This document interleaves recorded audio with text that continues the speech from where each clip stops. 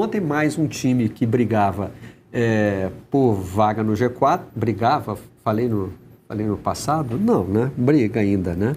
Mas é porque esse acabou ficando um pouquinho brigava pra trás, pelo título ainda. O Bragantino? É. Matematicamente ainda tinha até chance de título, né? O título é que foi pro Brejo. Agora não, mas como caiu de produção o Bragantino nessa reta final, né? E ontem... Faltaram os gols, né? E ontem o Fortaleza conseguiu interromper uma série sem vitória, que vinha desde a preparação para a final da Sul-Americana, né? Daqui a pouquinho a Joana de Assis se junta a nós, mas já podemos começar a mostrar aí. A Joana já está? Então bom dia, Joana. Tudo bem? Seja bem-vinda. Bom dia, Barreto. Bom dia, Tim. Bom dia, Garamba. Bom dia a todo mundo que acompanha a redação. Estava escutando vocês falarem e o Tim matou, né? O time está com muita dificuldade de fazer gols, o Bragantino. Somente 3 gols nos últimos 5 jogos. E, coincidentemente, na verdade, ironicamente, o Bragantino é o time que mais finaliza no Campeonato Brasileiro. E ontem, mais uma vez, finalizou muito. E aí tá aí o desabafo do Pedro Caixinha. Ó. Pedro Caixinha cita erros em derrota para o Fortaleza e volta a apontar dificuldade emocional. Ele fala na coletiva, isso é uma impressão que a gente também tem, acompanhando essa reta final do Bragantino, faltou um pouco de pilha, né? Faltou um pouco de costume a essa posição de estar disputando o título. Então, o Pedro Caixinha fala sobre isso, né? Fala sobre a equipe, nesse momento de dar resposta, o time não estava muito acostumado a estar nesse holofote, não era expectativa, não tem uma cobrança para isso, e às vezes, Barreto, essa cobrança ela é importante, ela pilha os jogadores, é uma cobrança que vem de diretoria, que vem da gestão, que vem das arquibancadas também, então acho que isso fez falta para o Bragantino nessa reta final. Uma cobrança, um espírito de luta maior. O Bragantino era aquela equipe muito regular no Campeonato Brasileiro, principalmente, né? Tinha poucas derrotas, até pouco tempo atrás é o time que menos tinha derrotas. E quando aconteciam essas derrotas, que eram raras, ainda mais o Bragantino jogando em casa, muito forte, então elas eram espaçadas, elas acabavam sendo diluídas. Então essa sequência do Bragantino no campeonato, ela chama muita atenção porque não acontecia. Né? Então, um time com muita dificuldade. Eu acho que o Fortaleza, ele foi um time muito aplicado taticamente, principalmente na marcação, né? Conseguiu imprimir essa dificuldade para o Bragantino de chegar ao gol, fez os 2 gols no primeiro tempo. No finalzinho do primeiro tempo, o Bragantino tem o gol numa jogada que acabou desviando no Sacha, né? O gol foi atribuído para o Sacha, e dá aquele gás. Só que aí no segundo tempo, que o time estava melhor de fato e o gol parecia maduro, o gol de empate, acontecem 2 expulsões lamentáveis, né? O Pedro Caixinha foi pro tudo ou nada mesmo, ele tira o Sacha no segundo tempo, coloca o Alejandro, ou seja, ele estava jogando com 2 centroavantes, ele abre mão de um meio-campo mais robusto para ter 2 finalizadores, e aí a gente está vendo a primeira expulsão, né?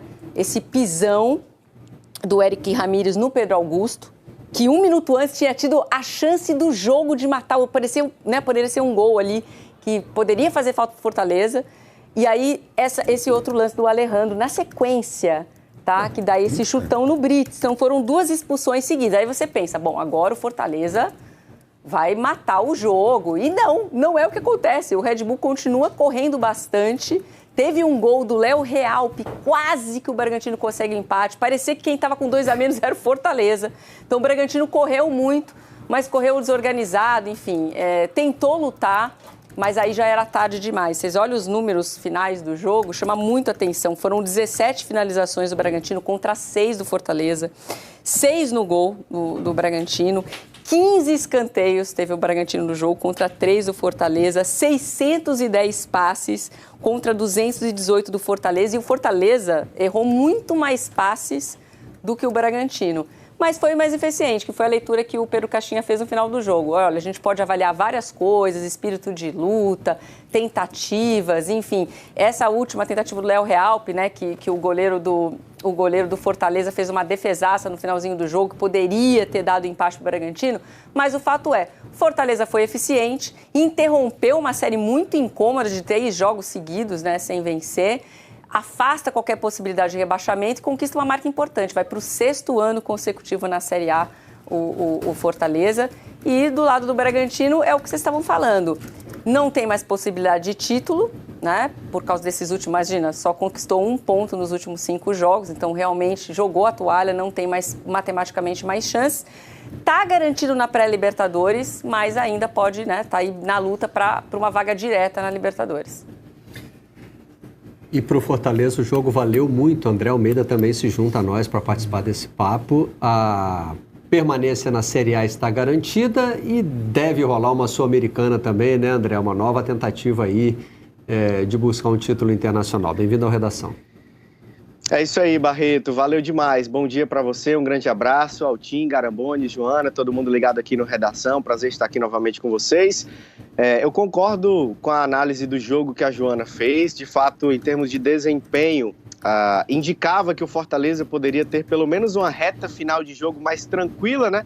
Porque o Bragantino teve 2 jogadores expulsos, Fortaleza teve oportunidade para fazer o 3-1 e ter um desfecho de partida com mais calma, mas acabou até dando a possibilidade do Bragantino esboçar uma pressão ali naquela reta final. Mas acabou sendo premiado pelo bom primeiro tempo que fez, o Fortaleza, que conta com a grande fase do cara que foi o nome do jogo do time tricolor ontem, que é o Caleb. Caleb deu assistência para o gol do Iago Pikachu, depois ele recebe o passe do Galhardo e ele mesmo marca o segundo gol. Belo domínio que ele faz, o domínio orientado, né? Como se diz, já domina, movimentando, orientando o corpo para ultrapassar, driblar o seu adversário e sai em vantagem e acaba marcando o 2-0 naquela ocasião. O Caleb esteve diretamente envolvido em 5 dos últimos 6 gols marcados pelo Fortaleza. Então tem crescido muito de desempenho nas últimas partidas, um jogador que sofreu muito com lesões ao longo dessa temporada, mas que tem sido muito importante. Mas se em termos de desempenho não foi, digamos, uma partida brilhante do Fortaleza, o resultado valeu demais. Acabou com uma incômoda série de 10 partidas sem vitórias, eram 9 rodadas na Série A, mais um empate na final da Copa Sul-Americana contra a LDU. O time acaba com qualquer possibilidade também de rebaixamento, embora remotas as chances, mas agora matematicamente não existe nenhuma possibilidade. Então Fortaleza está confirmado pelo 6º ano consecutivo na Série A do Campeonato Brasileiro. Uma marca inédita para o futebol nordestino na era dos pontos corridos. Nenhum time tinha conseguido isso. Ceará, Bahia, Sport, Vitória, o máximo que eles tinham conseguido eram 5 temporadas consecutivas. Então mostra como existe uma dificuldade histórica de times da região em estabelecer uma continuidade assim na Série A do Campeonato Brasileiro. Fortaleza consegue quebrar mais essa marca e de quebra praticamente se garante na Copa Sul-Americana, como você disse, Barreto. Virtualmente já está classificado aí, uma questão matemática, e muito difícil imaginar que o Fortaleza não vai conseguir uma vaga para competição internacional no ano que vem. Então encaminha pelo menos 2 rodadas finais aí com mais tranquilidade. O torcedor já estava tenso, porque há 11 jogos o Fortaleza estava na final da Copa Sul-Americana e brigando pela Libertadores via Campeonato Brasileiro. Então o sarrafo subiu. A expectativa do torcedor era de conquistar uma vaga na Libertadores de um jeito ou de outro, seja via Sul-Americana ou via Campeonato Brasileiro. Na Sul-Americana aconteceu a decepção que aconteceu, decepção pela forma como perdeu, de maneira nenhuma a campanha que o Fortaleza fez. E também no Campeonato Brasileiro o time entrou numa espécie de colapso ali, que passou 9 rodadas sem conseguir vencer. Agora pelo menos acaba com essa série, garante mais tranquilidade e visa aí os próximos desafios, já olhando também para 2024. O Irlan Simões participou com a gente essa semana para falar da participação dos clubes do Nordeste, né? De como ela está, na verdade, diminuindo no cenário nacional. O que a gente pode ter para o ano que vem é um aumento na Série A, já que o Vitória subiu e o Bahia ainda briga para permanecer. Se isso acontecer, teremos Bahia na Série A, mais o Fortaleza que se mantém. Né? Obviamente, isso tem grande efeito em cima de Fortaleza, porque a gente reclamando sobre o calendário, mas para Fortaleza é um sufoco, porque cada jogo fora é uma viagem intercontinental, é uma viagem extraordinária. Então, eu espero, André, que esse façanha de Fortaleza está sendo muito valorizado pela torcida, porque eu acho o que Fortaleza está fazendo, combinando isso com campanhas na Libertadores e este ano Sul-Americana, é excepcional. Isso é um trabalho excepcional, porque as dificuldades são muito grandes, são piores para Fortaleza do que para qualquer outro clube na Série A. Realmente, isso merece muitos parabéns. É verdade, viu, Tim? E o Vojvoda? O Vojvoda falou sobre isso também na coletiva, ele destacou como esse aspecto... Fica, o Vojvoda tem contrato até o final de 2024, o próprio presidente Marcelo Paes já disse que por ele o Vojvoda fica até mais tempo, o Vojvoda já recusou propostas anteriores, até quando estava na época de renovação de contrato, no final da temporada passada. Esse não é um ponto muito debatido por aqui, não. O próprio Vojvoda destaca como quer continuar no Fortaleza. O clube vem crescendo ano após ano, tem vínculo para mais uma temporada. Ele já deu garantias e provas de como gosta de cumprir os seus contratos. No Fortaleza, aquilo que a gente sempre destaca, ele tem uma condição de trabalho com pessoas que o favorecem, que possibilitam a ele uma certa segurança, estabilidade, de saber que mesmo em momentos de dificuldade há uma convicção no trabalho que está sendo realizado. Então o Vojvoda fica assim para a próxima temporada. Aliás, futebol é muito dinâmico, né? Tudo pode acontecer, mas a palavra de ordem e não tem nenhum pensamento diferente de continuidade do técnico Juan Pablo Vojvoda. Inclusive, ele falou ontem sobre essa questão da logística.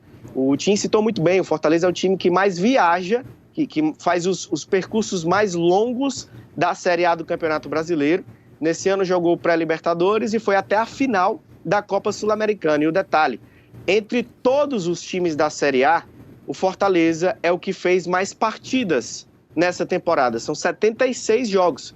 Então, você imagina, o time que mais viaja, que pega escala, que tem deslocamentos muito longos, que não tem uma condição de fazer voo fretado para toda partida que faz fora de casa. Fortaleza escolhe alguns jogos estrategicamente para adotar essa medida. É um investimento que o clube faz, mas que é necessário também, mas não pode ser em todo jogo fora de casa. Está sujeito a escalas aí da malha aérea, que a gente sabe que é muito complicado em várias vezes, mas ainda assim é o time que mais tem jogos na temporada. Então o Fortaleza chega nesse momento extremamente desgastado. Jogadores que foram destaques ao longo do ano inteiro, agora já estão numa condição física no limite. Então isso acaba tendo uma interferência direta também no desempenho da equipe, isso é inegável. E mesmo assim o Fortaleza consegue essa marca expressiva, esse bom resultado. São dois adversários aí que o Fortaleza tem, que são muito pesados, muito severos e todo ano. E não tem como mudar isso, né? É o calendário intenso, que é uma realidade para todo mundo, mas o Fortaleza estando na liderança dessa quantidade de jogos. E também as viagens, os deslocamentos muito longos. Ô, Joana, acho que vale a pergunta para o Caixinha também, né? O Bragantino é outro time que não... É outro clube que não agita o noticiário nesse sentido de ficar mudando técnico, procurando muito. E, sei lá, se fosse um modelo mais tradicional de clube brasileiro, talvez, que decepção, não conseguiu pegar um G4, aí já estivesse sendo questionado, mas a gente não imagina isso acontecendo no Bragantino, certo?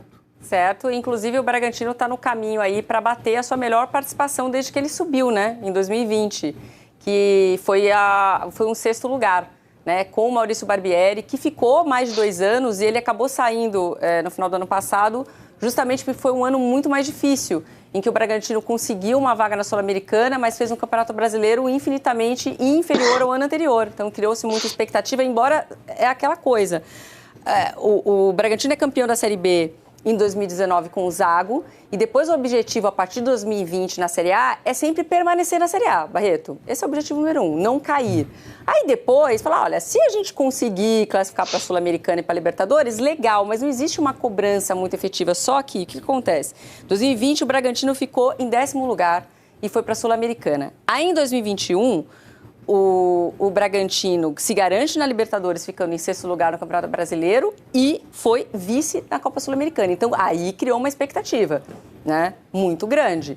No ano passado, não foi bem, ficou em 14º, troca-se o comando, né, o Maurício Barbieri sai um pouquinho antes do final do ano. Chega o Pedro Caixinha, que também teve um começo um pouquinho mais difícil, né, no Campeonato Paulista fez um campeonato mais regular, depois cai precocemente na Copa do Brasil e no Campeonato Brasileiro faz esse ótimo campeonato. Mas é o que você falou, os objetivos são diferentes, né? O Bragantino é um clube empresa, tem uma diferença em relação à SAF, porque no caso a empresa, a Red Bull, comprou também o clube associativo, né? Poderia mudar até o nome, já que está com a polêmica do Vitória, que recebeu uma proposta de mudar de nome como patrocinador. No caso, o Red Bull Bragantino, eles poderiam fazer isso, né? Se eles quisessem, mas é meio que um padrão, né? New York City é assim também, e Red Bull Bragantino manteve o nome do clube associativo, embora não fosse obrigado a manter. Mas eu acho que exatamente por ser um clube empresa, né, que visa aí revelar jogadores, trabalhar com jogadores mais jovens, né, e não tem uma expectativa de título tão grande, uma cobrança, eu acho que isso acabou faltando um pouquinho nesse gás final no campeonato, Barreto. Acho que falta essa pilha que vem, como eu falei, da arquibancada, e vem da cobrança do próprio clube. Então, existe um certo conforto, né, de saber que você joga por um clube que é organizado, que é um exemplo de gestão, mas que não tem essa cobrança. Acho que ficou faltando isso, um pouquinho dessa pilha para o Bragantino. Então, essa questão emocional que o Pedro Caixinha fala no final do jogo tem um pouco a ver com isso, a falta de costume ali dos jogadores. Opa, será que a gente vai ser campeão? Caramba, a gente pode ser campeão, porque não estava muito distante do plano, muito distante, né? Então, agora, o Bragantino, obviamente, o Pedro Caixinha não corre nenhum risco de demissão. Ele tem contrato, assim como o Vojvoda, também até o final de 2024. Mas, assim como o Vojvoda, Barreto, o nome dele está aparecendo aí, né? Tem isso também, tem clube, né, que pode perder treinador. O Vojvoda aconteceu isso. Muita gente foi atrás do Vojvoda no ano passado. Não foi uma renovação fácil. O André sabe disso. Não foi tão simples assim. Mas o Vojvoda confiou na proposta, no conforto de saber que também tinha um respaldo da diretoria, né, para conseguir continuar brigando por títulos. Eu concordo com o Tim, acho que o Fortaleza é um time que passa por muitas dificuldades logísticas e mesmo assim acho que fez um ano positivo. Foi uma pena, né, ter perdido a Sul-Americana da forma como foi nos pênaltis, foi um pouco cruel, mas enfim, é um time que fez um bom ano, tem feito boas campanhas. Mas vai acontecer de novo. Vai ter clube que vai atrás do Vojvoda de novo, vai atrás do Pedro Caixinha, entrou nessa lista aí vamos ver o que cada treinador tem para a sua carreira, para o segmento de carreira, né, Barreto? O que cada treinador quer e também o que vai ser preciso para tirar esses treinadores. Mas que vai ter assédio no final do ano, vai ter com certeza. Tem sempre que ver esses dois lados, né? A gente sabe que o Fortaleza quer continuar com o Vojvoda, a gente sabe que o Bragantino quer continuar com o Caixinha, mas... E os alguém outros, mais né? pode querer, né? Tem que ver como é que o mercado Tem uma sutileza gerencial, né, Joana? Que você estava falando dessa questão, né, que o próprio Caixinha cobrando, do jogador se acostumado, o jeitão do Bragantino como clube empresa e tal, que é o seguinte... Mal ou bem, né, uma multinacional, uma transnacional gigante que é a proprietária e que tem uma estabilidade financeira grande. Então, assim, você não vê, por exemplo, aquela comoção que em outros clubes tem assim, não, precisamos terminar em sexto, porque já é mais 3 milhões, porque isso vai dar uma equacionada na dívida e tal. Então, até isso é curioso, né? Não existe nem essa ânsia do tipo, temos que ficar porque temos que pagar as contas, né? Em tese, as contas são pagas, né? Então, assim, é curioso isso, como análise, né, do futebol centenário que quando entra um projeto de marketing e de autossuficiência no futebol, né? Que não é aquela paixão. E mais, a desconfiança da torcida que se um dia a grande companhia desistir do projeto. Como é que fica? É curioso que Fortaleza e Bragantino mostram que também esse modelo mais sensato, mais equilibrado de administração de clube não é fácil de aplicar, né? Ele tem também os seus desafios. O Fortaleza encerrou um longo período de 10 jogos sem vencer, sendo 9 deles pelo Brasileiro da Série A, ao superar o Red Bull Bragantino por 2-1 na noite desta quinta-feira, 30, em uma partida emocionante no estádio Nabi Chedid, em Bragança Paulista. A vitória não só quebrou o jejum do time cearense, mas também afastou de vez o fantasma do rebaixamento, proporcionando um alívio para os torcedores. Os comandados do técnico Juan Pablo Vojvoda, ao atingirem os 48 pontos, agora ocupam a 11ª colocação na tabela. Além de garantir a permanência na elite do futebol brasileiro, o triunfo também colocou o Fortaleza em uma posição favorável para conquistar uma vaga na Copa Sul-Americana de 2024, um objetivo importante para o clube após enfrentar uma fase difícil na competição nacional. Por outro lado, a derrota do Red Bull Bragantino encerrou as esperanças de título para a equipe paulista. Com 59 pontos, o time está na 6ª posição, distante 7 pontos do líder Palmeiras, restando apenas 6 pontos em disputa nas 2 rodadas finais. O sonho do título fica fora de alcance, mas o Bragantino ainda luta por uma boa posição na tabela. E agora, torcedores e amantes do futebol, queremos ouvir suas opiniões sobre essa partida e o desempenho das equipes. Como avaliam o desempenho do Fortaleza e as perspectivas para a Copa Sul-Americana? Deixem seus comentários, inscrevam-se no canal para mais análises esportivas e não se esqueçam de deixar o like para apoiar o nosso trabalho. Até a próxima!